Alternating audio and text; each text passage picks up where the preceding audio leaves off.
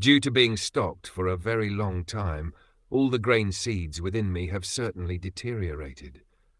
Therefore, you should immediately arrange to take these seeds out by the standard process, which is recommended by the acharyas or shastras.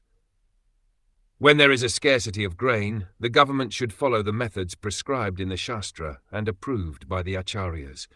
Thus, there will be a sufficient production of grains, and food scarcity and famine can be checked. Bhagavad Gita recommends that we perform yajna, sacrifices. By the performance of yajna, sufficient clouds gather in the sky, and when there are sufficient clouds, there is also sufficient rainfall. In this way, agricultural matters are taken care of. When there is sufficient grain production, the general populace eats the grains, and animals like cows, goats, and other domestic animals eat the grasses and grains also. According to this arrangement, human beings should perform the sacrifices recommended in the Shastras, and if they do so, there will no longer be food scarcity. In Kali Yuga, the only sacrifice recommended is Sankirtan Yajna. In this verse there are two significant words, Yogana, by the approved method, and Drishtena, as exemplified by the former acharyas. One is mistaken if he thinks that by applying modern machines such as tractors, grains can be produced. If one goes to a desert and uses a tractor, there is still no possibility of producing grains. We may adopt various means, but it is essential to know that the planet Earth will stop producing grains if sacrifices are not performed.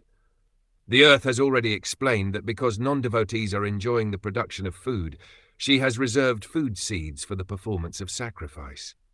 Now, of course, atheists will not believe in this spiritual method of producing grains, but whether they believe or not, the fact remains that we are not independent to produce grain by mechanical means. As far as the approved method is concerned, it is enjoined in the Shastras that intelligent men in this age will take to the Sankirtan movement, and by so doing they shall worship the Supreme Personality of Godhead Lord Caitanya, whose bodily complexion is golden and who is always accompanied by his confidential devotees to preach this Krishna consciousness movement all over the world. In its present condition, the world can only be saved by introducing this Sankirtan, this Krishna consciousness movement. As we have learned from the previous verse, one who is not in Krishna consciousness is considered a thief. Even though he may be materially very advanced, a thief cannot be placed in a comfortable position. A thief is a thief, and he is punishable. Because people are without Krishna consciousness, they have become thieves, and consequently they are being punished by the laws of material nature. No one can check this, not even by introducing so many relief funds and humanitarian institutions. Unless the people of the world take to Krishna consciousness, there will be a scarcity of food and much suffering.